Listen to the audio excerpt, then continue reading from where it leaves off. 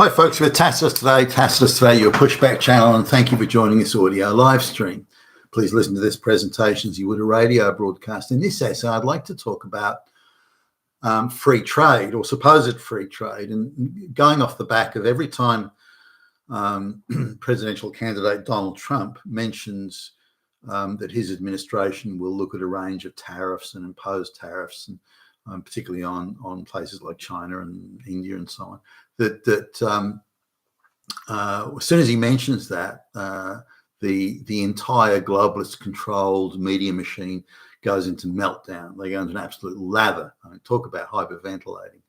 And now they don't come out with cogent arguments, so it goes to show that the tariffs are going to trample across ideological interests and vested interests rather than actually do anything wrong or bad or anything like that. And they try and present an Armageddon thing that if Trump puts this tariff on, the whole world economy will come crashing down. It'll be an apocalypse. People will be eating their babies. Now, of course, this is utter nonsense. Now, I just want to have a look at, because one of the things that, or particular one that they like putting out front, we believe in free trade, and this is touted as a universal good, like equity. But there's no explanation. There's really no cogent arguments to back it up or support it. So I just want to just cover that. Now, I know quite a bit about international trade, so I'm going to pack as much as I can into a short video here. But firstly, the free trade, the original concept of free trade, and the British were huge pioneers of this in the 1800s, particularly as the Industrial Revolution kicked off. It was somewhat self-serving because the British were leaders at that stage in technology and innovation and manufacturing, and so they were able to offer better made products that were more standardized at a better price, and they were more better quality than anyone else because they had a large industrial sector. Now, you could get better quality products, but they weren't standard, and they were made by hand by an artisan, and they were 10 times more expensive. So the British had that manufactured goods, certainly in the early stages, sewn up. Even in the late 1700s and early 1800s, they really were well ahead of the pack even at that time. And the Industrial Revolution, in terms of really picking up speed and kicking on, really didn't start until the 1830s. And then you started to see things like railways expanding and that sort of stuff. So the British had this, and they were the biggest economy in the world, and they had this idea that free trade was a good thing. Now, their concept of free trade was they would acquire raw materials from wherever in the world. There could be agricultural products or iron ore or wool, or whatever it was, and they had the efficiency and the technology to take those raw materials in and turn them into textiles, garments and fabric and so on, industrial finished goods as in steel and the like. So they saw free trade as that every nation should concentrate on, every area should concentrate on what it could do the best, do most efficiently, do most effectively, and if it stuck to what it could do the best, again, efficient, effective, and so on, then it would have a natural economic competitive advantage there. So that in the case of an area or a country that had lots of iron ore, why don't they dig out the iron ore and develop a very efficient mining sector, for example? Australia's done that as a case in point. So, and then they can export those products and to places that can manufacture them more effectively or efficiently, or they can develop their own manufacturing industry, whatever the case may be. But stick to what you're good at, and then on that basis, free trade can work quite well. As in everyone does what they're good. Now, the difference is, of course, they're in the white areas of the world, they were far more efficient, organized, and better adapted, and more innovative and more scientific again, far better organised and structured and so on. So they disproportionately took advantage of that and were able to take advantage of it. Now, it didn't mean that other areas of the world didn't also do quite well out of this. For example, the vast wheat fields of Canada and so on, where there were gazillions of acres that were a broadacre, as it was called, broadacre crop. They could export vast sums of wheat and other broadacre crop products to elsewhere in the world, and places that didn't have that broadacre capability, and they did quite well out of that and became quite rich from it. Areas that, for example, were able to produce, where the climate was good for vineyards. They could produce a lot of good quality wine. The list went on, or olive oil, or whatever it might be. So there were all sorts of niche areas, and in the case of broadacre crops, big areas that certain geographical and climatic advantages. So where you can grow vast amounts of wheat here, but you can't over there. So again, this idea of efficiency. Now, free trade, of course, also means that you might have political interests, like rice farmers in Japan, for example. They can't compete with the broadacre rice farms of other places in the world. And so they're politically quite influential. They go to the government and say, look, we can't compete with those guys. They can put gazillions of acres of easily accessible acres into rice cultivation, but we can't do that. And we can't produce rice at the sort of price that they can. And therefore we need protection. This is where tariffs come in. So the government says, all right, then, well, look, you don't produce enough rice for everyone in Japan to eat rice. So what we'll do is we'll give you, tariff protection or subsidies or, extra tax breaks, whatever it is. And they can often be combinations of that. But effectively, they're protected by their government from having to compete with people who have a particular, another area or another country that has a particular natural advantage that the Japanese don't have. The Japanese farmers don't have a lot of land. The land that they have has to be carefully curated and accessed and so on. So it's expensive to grow rice in Japan, but it is a long-standing tradition going back many years, thousands of years in Japan's case. So protection there is a political expediency to protect a local industry that's considered important. That doesn't mean the Japanese don't import rice. They do, because they've got not enough rice produced for the local population. But that's controlled in such a way as to not disadvantage the local farmers. Now, when it comes to globalist ideas of free trade, they have a completely different sort of idea. Now, the basics of their view of free trade is you take steal. Let's call it what it is, steal Western jobs, advanced technology Western jobs, and you transplant those jobs to the third world. So you get the big brand name multinational manufacturers and so on. Well, we can make that stuff over there for cheaper because the wages are so low over there.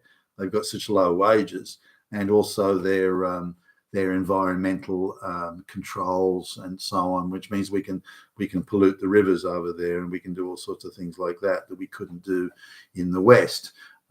So what we'll do is we'll just move all that manufacturing to India or China, and we'll do it there. And again, the West will lose millions of manufacturing jobs as a consequence. And then there's the knock-on effect of, well, when those manufacturing jobs are gone, then you're not selling the sort of amount of plant and equipment and lathes and robotics that again is all Western innovated, invented and manufactured and so on. The software development that goes with it, the maintenance engineers, or all those jobs are lost as well. And then when you close down a major factory, in a town where the 90% of the people who work in the town are employed in that factory, then that town is dead. It doesn't exist anymore. And so in terms of economic entity, so exporting jobs, taking away jobs. Now, if China or India wants to naturally develop their own natural capabilities and capacities, that's fine. There's nothing wrong with that. That's free trade. But where you steal jobs from one area and transplant to another, that is not free trade. That is not free trade in any way, shape, or form. But that's what the globalists are doing. Now, the second tier of that is that the globalists say, we don't want to pay market rates for labour. So what we'll do, we'll just import, again, without the consent of the people, we'll just import a shitload of third world peasants, which will artificially depress wages, but will also create sectors in the economy that cannot exist in a competitive market. And the only way we can have these sectors is by importing all this, cheap peasant slave labor and keep it going. We can't stop doing this. We have to keep on feeding that machine because these businesses are not competitive. They can't stand on their own. So the Western taxpayer subsidizes those businesses and the cheap labor they employ, which is again stolen from the people. Now, apart from you look at the increased price in real estate. There was a study done in Sydney that in 5 years, just over the last 5 or 5.5 years, the average rent on the average property, I'm just waiting for this, the average rent on the average property in Australia, in Sydney rather, has increased by $20,000 a year. So that just to rent the same place as you did 5.5 years ago now costs $20,000 more than it did 5.5 years ago. Now, this is clearly a scam of gargantuan proportions. And it also shows that indicates, what does the indicator show? I mean, it's categorical now that high profits are artificially accruing, because there's nothing natural or organic about this, artificially accruing to a very small percentage of the population that are getting very rich out of screwing the working class. Now, the working class, if you look at the movement in average wages over the last 5 years, that means that the average, the amount of money it takes in the average wage to pay rent has gone from 40% to 75% of the average wage in just 5 years. I mean, for goodness sakes. So again, this is global. This is the globalist imposing upon us the economic order that now, if President Trump, and we can only hope and pray that he becomes president, and they'll do everything they can to stop him, and they already have, and they'll do more, then we can only hope that he does these tariffs, because the tariff corrects the theft of Western jobs going to the third world, and corrects the theft of Western standards of living. Now, I also want to highlight that if you can get the same quality, I don't know, refrigerator or something, washing machine, television, whatever, if you can get exactly the same quality as you got previously, but at a much cheaper price, then your standard of living has increased, but only if you move to another job with the same salary. This assumes that your factory is closed down. But if you move from a job that pays, $65,000 a year, for example, to a job that pays $35,000 a year, then getting a television is a few $100 cheaper, or a washing machine is a few $100 cheaper. That doesn't mean anything. That's not a gain. Your standard of living has not improved. So this idea that the globalists constantly go, well, look at your standard of living, you can get all the stuff cheap. Firstly, the goods you're getting from these third world countries are much cheaper. There's much lower quality. And okay, they're a little bit cheaper, but not a lot cheaper. For example, if I look at a top of the range, say mechanics tools, for example, if I look at a top of the range a packet of wrenches, spanners, wrenches, then and I look at the cost of those, say they're $100, for example. Now I can buy stuff made in India or China for $40. Okay, well that's a decent difference in price. But if I've got a tough bolt that I need a good quality wrench to get loose, and that wrench breaks, and then what have I gained? Now I bought quality wrenches, 40 years ago now, I guess, longer. And I've still got those wrenches today, and they're still just as good as the day I bought them. But whereas whenever I've tried to buy cheaper Indian or Chinese made wrenches, they've nearly all busted pretty quickly and broken apart, and or they've got fractures in it, this sort of thing. They're useless. I can't use them. So the reality is that the free trade, the supposed free trade, the globalists have their vision of free trade is to steal Western jobs, and make to ensure that the job that replaces the well-paid job is a low-paid job, and then gives you shit low-quality products where you only save a few bucks. You're not really benefiting at all.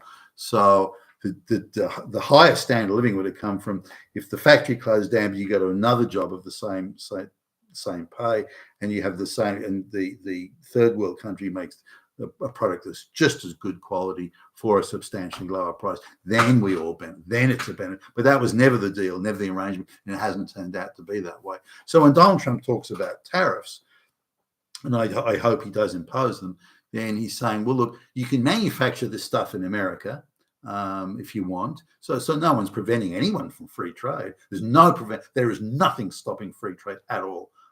You can make this stuff in America, or you can pay the tariffs.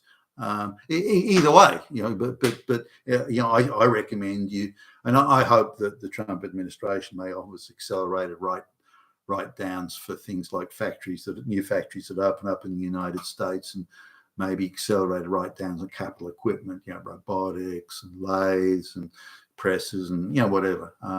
And these jobs pay good wages, and they're encouraged to open up these places in some of the rural townships, for example. Then I think that would be a huge benefit to America, and I would hope the knock-on effect will benefit other people across the West. You've been with Tacitus today, your Pushback channel. Thank you for listening.